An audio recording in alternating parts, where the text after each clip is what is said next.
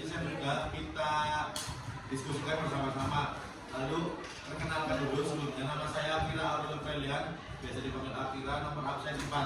Perkenalkan, nama saya Sabtana Chandila Sari, absen 2.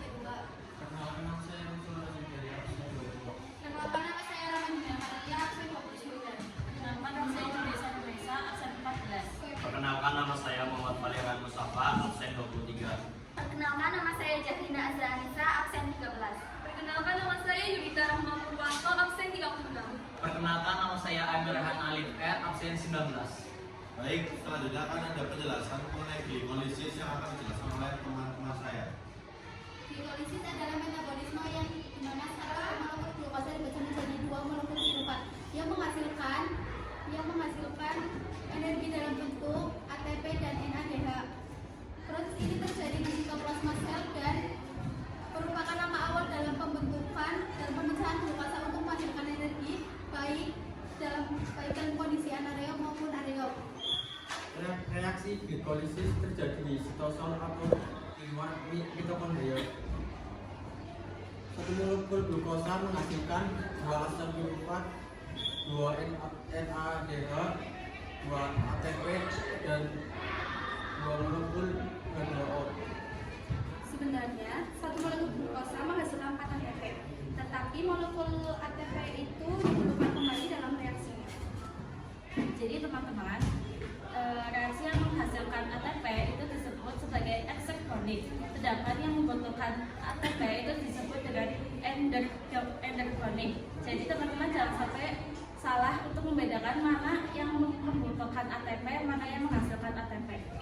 Nah, bahan bakar selain glukosa itu ada fruktosa, laktosa, dan lemak. Itu juga dapat mengalami glikolisis dengan enzim-enzim tertentu. Baik, Oke, sekarang adalah proses glikolisis. Yang pertama itu glukosa akan diubah menjadi glukosa 6-fosfat oleh enzim heksokinase. Heksokinase mentransfer gugus ATP menjadi ADP. Glukosa 6-fosfat akan menjadi fruktosa 6-fosfat oleh enzim fosfoglukoisomerase menjadi fruktosa 1,6 bifosfat oleh bantuan enzim fosfofruktokinase akan mentransfer gugus ATP menjadi ADP. Enzim endolase memecah fruktosa 1,6 bifosfat menjadi dehidroksiaseton fosfat dan glikoseraldehid 3-fosfat. Dari fase 1 sampai 5 ini itu fase yang membutuhkan energi. Selanjutnya tahap gliseraldehid 3-fosfat. Gliseraldehid 3-fosfat itu tidak akan pernah mencapai titik kesetimbangan. Jadi gliseraldehid 3-fosfat akan diubah menjadi 1,3 bifosfogliserat oleh enzim triose fosfat dehidrogenase. Proses ini itu dibagi menjadi 2 proses. Yang pertama itu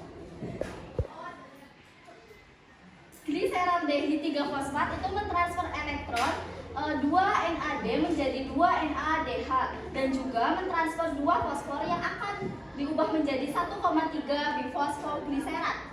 Selanjutnya 1,3 bifosfogliserat itu akan diubah menjadi 3 fosfogliserat oleh enzim fosfogliserokinase.